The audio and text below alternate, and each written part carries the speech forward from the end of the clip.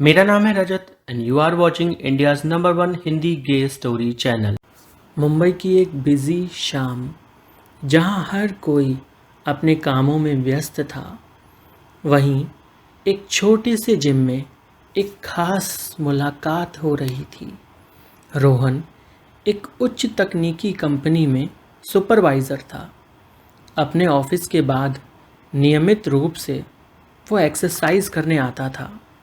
दूसरी ओर समीर, जो इस जिम का फिटनेस ट्रेनर था, वो कई लोगों की पसंद था।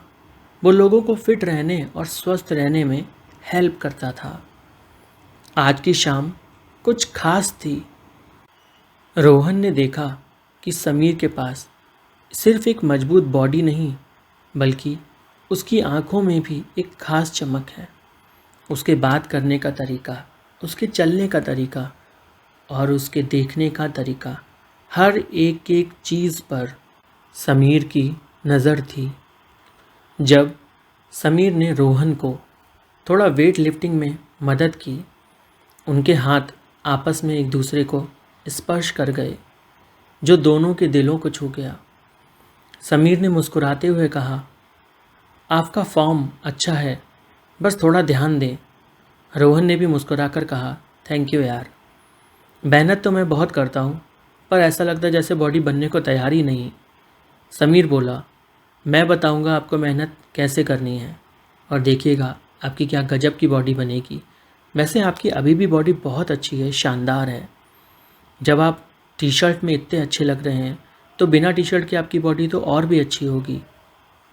रोहन बोला, क्यों मुझे ताड़ के झाड़ पर चढ़ा रहे हैं? समीर बोला, नहीं नहीं, लग तो ऐसा ही रहा है। टी शर्ट निकालिए तब बता सकूँगा। रोहन ने अपनी टी शर्ट निकाली और समीर की आंखें चकाचौंध हो गईं। समीर बस रोहन को देख रहा था और बोला, देखा, मैंने जो कहा था ना, वही सच निकला। आपकी कायाकल्प बहुत सुंदर है। ऐसा लग रहा है जैसे भगवान ने आपको फुर्सत में बनाया हो। रोहन थोड़ा सा शर्मा गया। एक्सरसाइज करने के बाद दोनों थोड़ी देर तक एक दूसरे से बात करते रहे। धीरे धीरे दिन ब दिन ये बातचीत एक दोस्ती में बदलने लगी। कॉन्टैक्ट शेयर हो गए।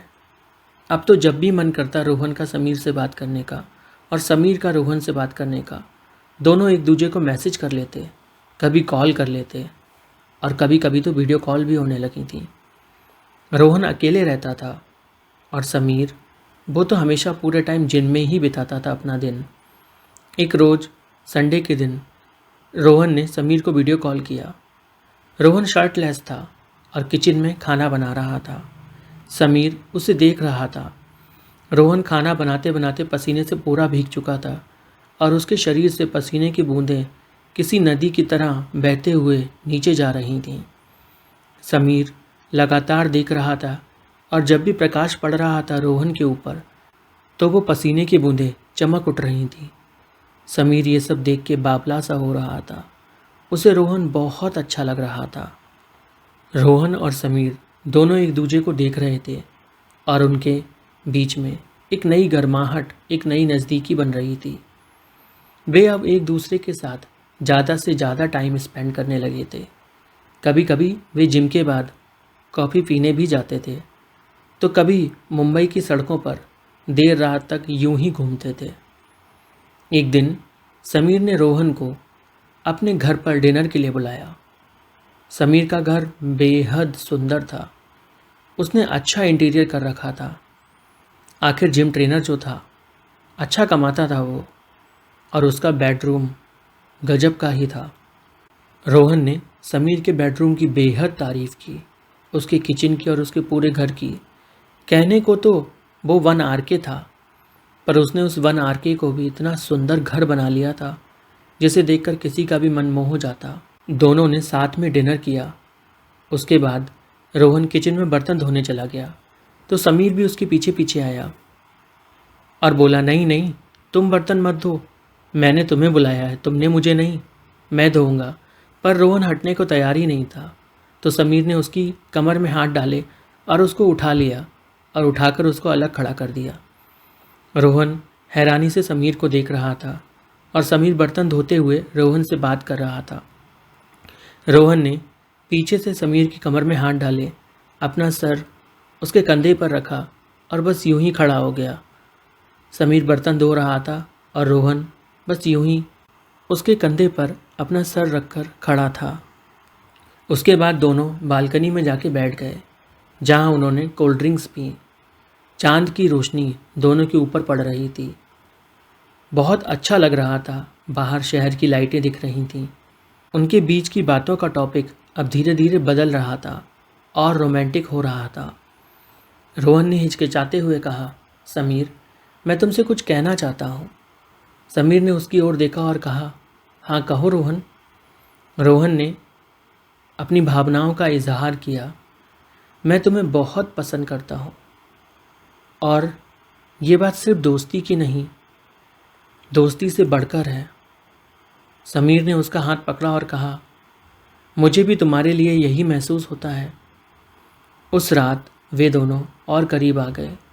उनकी बातें, हंसी और साथ बिताया समय सब कुछ बेहद खास था। वो पहली बार था जब रोहन समीर के बेडरूम में गया और दोनों ने रोमांटिक मोमेंट साथ में स्पेंड किए। दोनों एक दूसरे की बाहों में थे। अगली सुबह जब रोहन की आंख खुली तो उसने देखा समीर उसके पास लेटा हुआ है। वो पहले से जाग रहा था। रोहन ने समीर से कहा, ऐसे क्या देख रहे हो? समीर आगे बढ़ा और उसने रोहन के होठों को चूमा और कहा, तुम्हें देख रहा हूँ। ऐसा लग रहा है मानो सारा जहां मुझे मिल गया हो। इतनी खुशी मुझे आज से पहले कभी नहीं हुई जितनी आज हो रही है तुम्हारे साथ। ऐसा लग ही नहीं रहा जैसे कि ये हकीकत है, ये कोई सपने जैसा लग रहा है। रोहन ने समीर की हल्की सी चिकोटी भरी और बोला, अभी नींद खुली क्या? ये हकीकत ही है, हम दोनों साथ हैं और ये साथ सिर्फ कुछ दिनों का नहीं, हमेशा का है, जन्मों का है। एक दिन रोहन को उसके बॉस ने अपने घर पर डिनर के लिए आमंत्रित किया। वह उसके घर गया, जहाँ पर उसके बॉस ने उससे अपनी दिल की सारी फीलिंग्स कह डाली। रोहन को अंदाज़ा भी नहीं था कि उसका बॉस भी उसको इस तरह से पसंद करता है। वह रोहन को अपनी बाहों में भरना चाहता था, पर रोहन उसकी बाहों में नहीं आना चाहता था। उसने अपने बॉस को रोकते हुए कहा, मैं किसी और का हूँ, मैं किसी और को अपना दिल दे चुका हूँ, मैं आपके साथ नहीं हो सकता। पर उसका बॉस सुनने को तैयार ही नहीं था। उसने रोहन का हाथ पकड़ा और उसे अपनी तरफ खींच लिया, कसकर अपनी बाहों में भर लिया और सोफे पे गिरा लिया। रोहन जैसे तैसे खुद को छुड़ा के वहाँ से जल्दी जल्दी में निकल गया। उसके मन में बहुत सारी उलझनें चल रही थीं। वो घबरा गया था कि आखिर आज उसके साथ ये क्या होने वाला था। उसने सोचा समीर को फ़ोन करे, पर फिर उसमें हिम्मत नहीं आ रही थी कि वो समीर को कैसे बताए। फिर जब वो 3-4 दिन तक जिम नहीं आया और उसने समीर से भी बात नहीं की, तो समीर को कुछ डाउट हुआ। वो बिना कुछ बोले रोहन के घर पहुंच गया। रोहन अपने घर पे था। समीर ने दरवाज़ा खटखटाया। रोहन ने जब दरवाज़ा खोला तो समीर को देखते ही उसकी आंखों में आंसू भर आए। समीर ने रोहन को संभाला, उससे बार बार लगातार पूछा कि बताओ क्या हुआ है, क्या दिक्कत है। कई मिन्नतें करने के बाद भी रोहन ने कुछ भी नहीं बोला। इस पर समीर ने रोहन को अपने प्यार का वास्ता दिया, अपनी कसम दे दी। अब रोहन को मजबूरी में सब कुछ बताना पड़ा। ये सब सुनते ही समीर का खून खौल गया। वह रोहन के बॉस को बुरी तरह से सबक सिखाना चाहता था, पर रोहन ने मना किया, क्योंकि इससे रोहन की इमेज ऑफिस में ख़राब हो सकती थी और उसकी नौकरी भी जा सकती थी। समीर ये सब समझ रहा था। वो शांत हो गया। उसने रोहन से कहा, तो तुम अपनी जॉब बदल क्यों नहीं लेते? रोहन बोला, अभी अभी नई कंपनी है, कैसे जॉब बदल लूँ? समीर बोला, देखो अभी नई है तो नोटिस पीरियड भी कम दिन का होगा, तुम चेंज कर लो, कोशिश तो करो। रोहन ने दिन रात एक कर दिया इंटरव्यू की तैयारी में, और फिर उसने एक बड़ी कंपनी में इंटरव्यू क्रैक किया। उसे सुपरवाइज़र के ऊपर की ही पोस्ट मिली। रोहन बेहद खुश था कि फाइनली उसे एक सही जॉब मिल गई।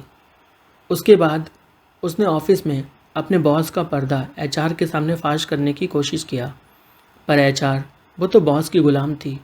उसने बॉस की तरफ कुछ भी नहीं किया, ना ही उसने ये बात कंपनी की सीईओ को बताई। और ये सारा मैटर वहीं के वहीं दबा लिया गया। रोहन कुछ खास तो कर नहीं पाया उसका, इसलिए रोहन ने उसको अपने मन से निकाल दिया। वो समीर का हो चुका था पूरी तरह से, तो अब बस वो अपने ही रिश्ते को ही देखना चाहता था। रोहन ने समीर से साथ रहने का जिक्र किया तो समीर मान गया। रोहन समीर के साथ शिफ्ट कर गया। वो दोनों साथ में रहने लगे और उन्होंने आजीवन एक दूसरे का साथ देने का वादा किया, जिसे वो निभाते रहे। रोहन का नया प्रोजेक्ट शुरू हुआ जिसमें उसे भारत के बाहर जाना था। समीर काफ़ी उदास था, रोहन भी उदास था, क्योंकि उन्होंने जस्ट अभी फैसला किया ही था तो साथ रहने का, और 10 दिन भी नहीं बीते थे कि अब रोहन को विदेश जाना पड़ रहा था समीर को छोड़कर। उसका मन तो नहीं मान रहा था, पर क्या करते, मजबूरी थी, करना ही था। समीर यहाँ अकेला रह गया था, रोहन बाहर चला गया था। दोनों की अब बात थोड़ी कम ही हो पाती थी, पर फिर भी ये दूरी उनके रिश्ते को तोड़ नहीं पाई थी। वो दोनों दिल से जुड़े हुए थे और वो यूं ही जुड़े रहे। कुछ सालों बाद समीर भी रोहन के साथ बाहर ही शिफ्ट हो गया, जहाँ जाकर उसने अपना सेम बिजनेस वहाँ पर भी शुरू किया और वहाँ पर भी उसने तरक्की हासिल की। रोहन और समीर इस तरह दोनों एक दूसरे के साथ रहते रहे। उन्होंने अपने परिवारों को कुछ भी नहीं बताया, क्योंकि वो जानते थे ना कोई समझने वाला है, ऊपर से शायद उनको मानसिक प्रताड़ना और मिले। इसलिए उन्होंने किसी को कुछ ना बताना ही बेहतर समझा और यूं ही वहाँ पर साथ रहते रहे। विदेश में उन्हें चिपके रहने की ज़रूरत नहीं थी, क्योंकि वहाँ किसी को किसी से कोई दिक्कत नहीं। कहानी अगर अच्छी लगी हो तो लाइक करिए, कमेंट करिए, शेयर करिए। किसी भी प्लेटफॉर्म पे शेयर कर दो यार। अपनी फ़ेक आईडी चलाते हो ना, तो उन्हीं फ़ेक आईडीज़ में से किसी भी फ़ेक फ्रेंड्स को वीडियो सेंड करो, क्योंकि जितना ज़्यादा आप शेयर करोगे उतना ज़्यादा मोटिवेशन मिलेगा और उतनी ही ज़्यादा नई नई अच्छी अच्छी कहानियाँ लेकर आएंगे। ये कहानी यहीं समाप्त होती है, इसका कोई अगला पार्ट नहीं आएगा।